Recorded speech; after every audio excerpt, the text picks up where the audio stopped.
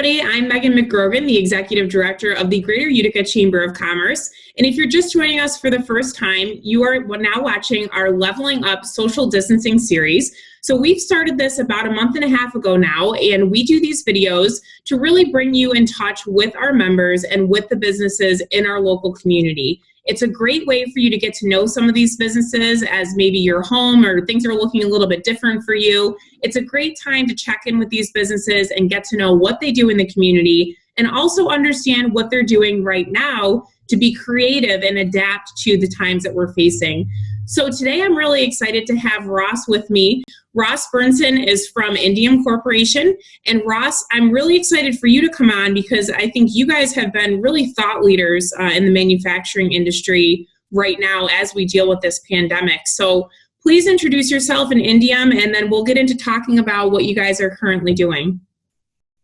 Megan, thank you very much for having me today. It's great to be here. So again, my name is Ross Berntson. I'm the president and COO of Indium Corporation, which is a family-owned developer and manufacturer of materials used primarily in the electronics industry. We've been here since 1934, so it's one of the long-term Central New York companies. And we, again, as I said, we supply these materials all over the world. We have a global footprint, which again has helped us with this pandemic. So we have a footprint in China, Singapore, Korea, and India, but also throughout Europe and the UK. And then we have 5 sites here in Central New York. So it's great to be here with you. I look forward to telling you more about Indium Corporation. Great. Thanks, Ross.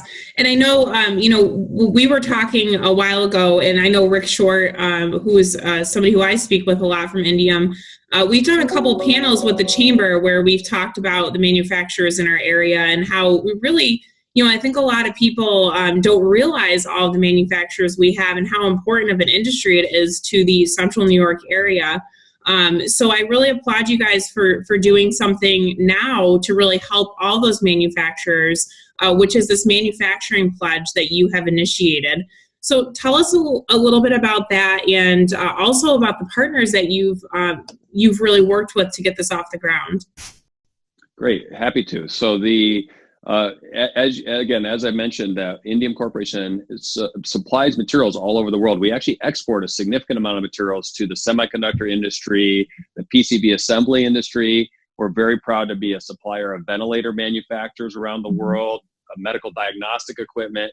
And so because of that, we have local teams throughout the world, but we also export a significant amount of material from our 4 factories here in Central New York all over the world. It's quite amazing how the supply chain in the electronics industry works, because one little material from Utica, New York might end up in a semiconductor device that might end up in a fiber optic device or maybe in the internet, the backbone of the internet that helps drive all this work from home that we're doing, or might actually be in, like I said, the medical equipment or even a ventilator that helps someone stay alive right now. So that's a little bit of how we're coping here at Indium is dealing with all that. But because of that global footprint, as soon as the Chinese New Year holiday was coming to the end and the Chinese government said everyone has to stay home for another couple of weeks, we realized this is going to start changing our business model. And they had already been through the SARS and MERS epidemic. And so my friends at Inficon have some experience with this. My friends at Danfoss have some experience with this because they have global footprints too. And they have some of this, so they can reach out into that experience. So we all came together and started saying, okay, as we look at what's happening in New York, and especially towards the end of February, as we were going into March, we started seeing, the governor starting to talk more about what we need to shut down. And we all decided we have to come together and get ahead of this so we can bring those practices that we've done from past really epidemics in the regional area and bring them to the US to practice those here as part of the pandemic response. And ultimately what came out of that group of individuals working together with great support from our local officials, MACNY has been great, Randy Wolkin's been great, Center State CEO Rob Simpson was great, even Steve DeMayo from Mohawk Valley Edge. All of these groups came together to help support us come up with this pledge. And really, one of the things that I think is important, you mentioned that you have prior experience in working with some things like this pandemic. And I think what we're really seeing around here, and I'm so proud of all of our businesses in Utica because people are taking their past experiences, whether they be something really minor or something major that you guys have had to work through something like this before. And they're really being creative and trying to figure out, what can we do to be innovative, to keep things going at this time. And then one step further is sharing these best practices with everybody. And I think that really is something unique, and that you're seeing a lot of people do that. Hey, this worked for us. How can we help you continue to stay in business or be supportive or, support an industry? So I think that what you've put together is really great, because it helps people understand that there are precautions that can be taken. There are, environments that you can control. Manufacturing is a good environment to control because most of you have secure facilities.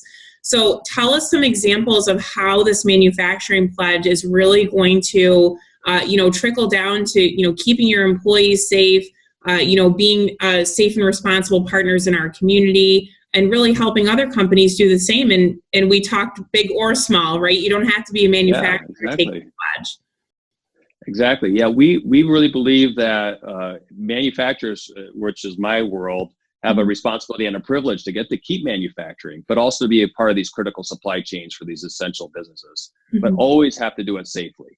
So the key elements of the pledge is to have good site control, enhance hygiene.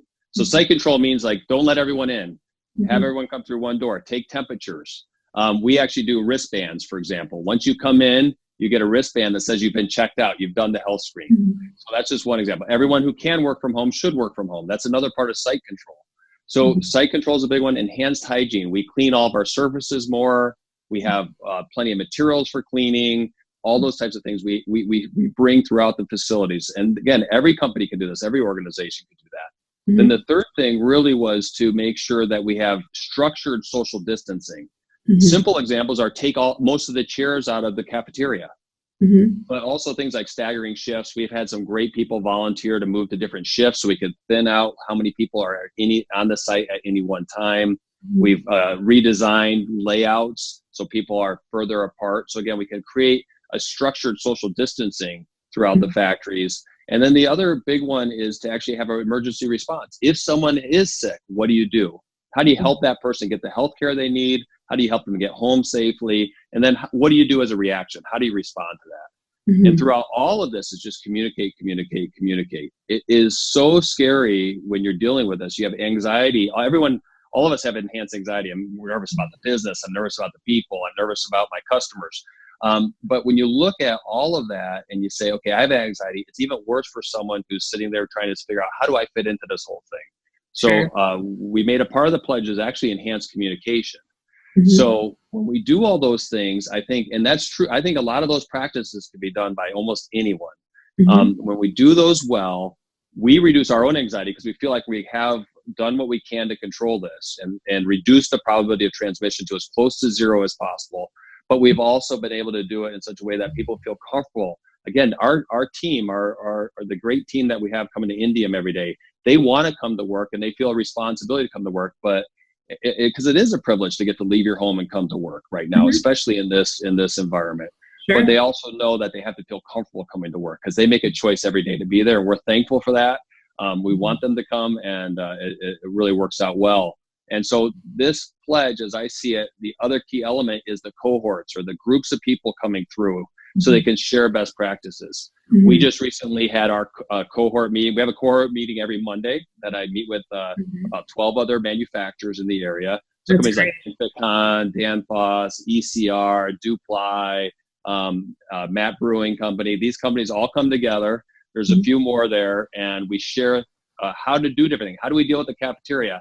How do we deal with the bathrooms? How do we deal with, okay, we've had a case, what do we do? And then the other thing that we've done is we've done this review process. So Danfoss was our partner company in the review process.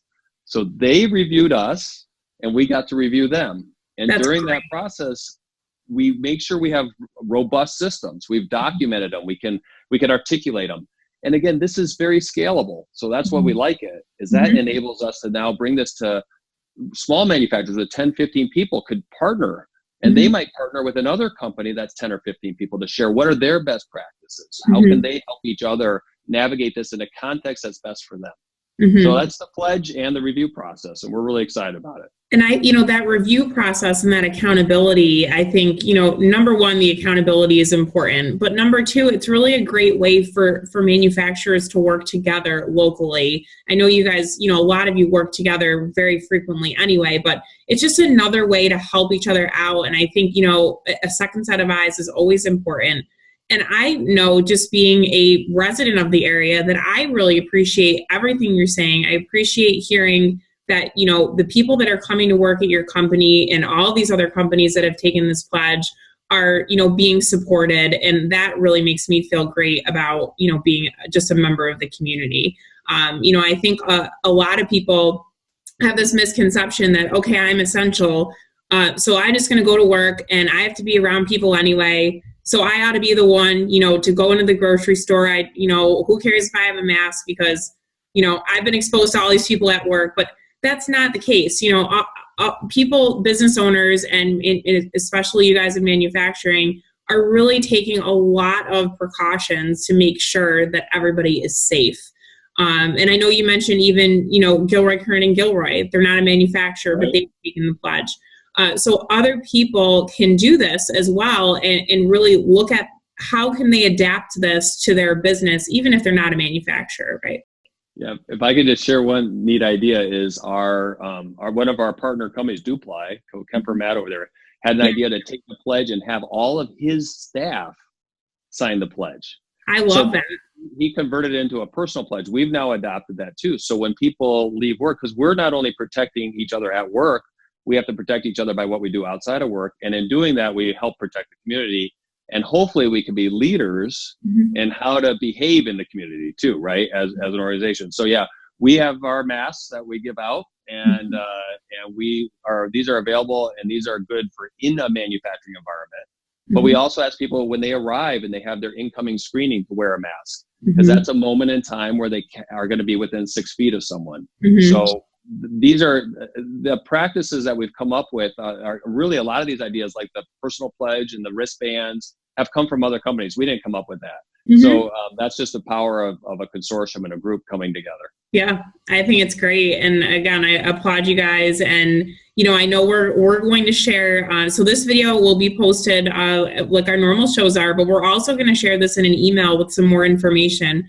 So if everybody's looking to find out more information, or maybe how you could take the pledge as a manufacturer or as a local company, we're going to make sure that we share that with all of our chamber members as well. And we hope everybody will really get on board and look at this and understand what you guys have done, and take a look at it and get involved if they would like. And I think, like you said, even the chamber can get involved. So I think everybody who has, a workplace can take a page out of this. Absolutely. And one of the reasons why this has all been possible, and I would even say that hopefully it's been somewhat influential in our state government, is this idea that if we can keep businesses running, we can help our local community recover faster, and that helps everyone with jobs and with the whether it's the restaurants. I mean, I know we were talked about the Take Out the Virus campaign that a group of us manufacturers, and again, Larry Gilroy was a big force behind that. But he was also a force behind this and helped us to get connected with the economic development people in Albany that are advising the governor. And so we're hoping this kind of model of a peer-to-peer review is scalable, can share best practices, and we can help all of our community, many businesses come online. And just a quick shout out also to our local officials, Marianne, Anthony Vicente, Roanne DeCito, Joe Griffo. They've all been great supporters, and I'm so thankful for that. Yeah, and their partnership is very important at this time. And I know you mentioned, Tony mentioned this in his briefing on Friday as well. So you can find out more information on that as well if you want to go take a look back at that. So Ross, I want to thank you again very much for your support with this initiative, and also with Take Out the Virus and Feed Our Frontline Families. You guys were integral in getting both of those started. And we're very thankful for your partnership at the Chamber and also throughout the whole community. So tell people where they can get in touch and where they can learn more if they want to learn more. And I know you personally are offering to talk to people as well, as far as I know, right? Yes, correct. I think it's important enough. I mean, my family lives in this community. I think having businesses come back and be vibrant is good for the community. but also I want everyone to keep each other safe. Because what I do, when I wear my mask, I'm primarily keeping you safe from my germs, right? And if we all keep each other safe, that's the social contract we can create through this organization or through this kind of activity. So I want to direct people to the MACNY website, actually, initially. So the Manufacturers Association of Central New York, headed by Randy Wolkin. Randy's been a phenomenal partner in this whole thing, giving me lots of insight, platform to engage with other companies. And so they are the administrators, if you will, of this program, because there's a lot of back office work that needs to happen to create the matching, set up the calls for people to coordinate with each other. So Randy's a point person. He knows as much about this as I do, if not more. And he's been very instrumental in connecting with our officials around the state. So I would just, first is the MACNY website, which I guess we can put on there. And then also the Indium website has information on the pledge. A lot of it gears back towards MACNY, but again, you can come on any of our social media or the Indium website, indium.com, and find out more about the company, but also find out more about the pledge. And I would be certainly happy to speak to anyone, especially any manufacturers in the area who would like to learn more. Okay. And I know we'll put this up on the screen, but so indium.com is your website, and then macny.org. It's just macny.org is that website if you want to find out more information. So Ross, thank you so much again for joining us. This was so educational, and thank you for everything that you're doing. All right. Thank you very much for having me. Have a great day. You too.